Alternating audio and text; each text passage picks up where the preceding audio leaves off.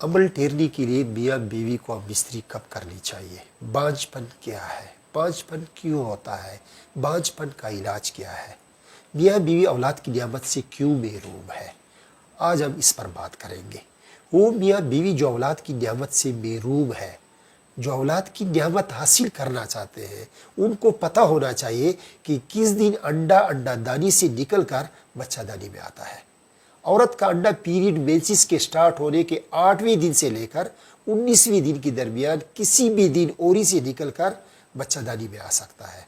तो प्रेग्नेंट होने के लिए इस महीने मेंसिस के बाद पहला सेक्स 9वें दिन बाद, दूसरा सेक्स 12वें दिन करें, तीसरा मुबाशरत 15वें दिन बाद, चौथा और आखिरी मुबाशरत 18वें दिन करें और फिर इसके बाद सेक्स से परहेज करें। 20वें दिन सेक्स बिल्कुल न करें, अमल ज़ाया होने का ख़तरा होता है। बीवी उस दिन प्रेग्नेंट होगी जिस दिन अंडा ओरी से निकलकर बच्चा दानी में आता है। ये तरतीब मेंसिस के लिहाज से है। अंडा सिर्फ 15 से 20 घंटे बच्चा दानी में रह सकता है, जबकि मेल का स्पर्म 50 से 72 घंटे तक जिंदा रह सकते हैं।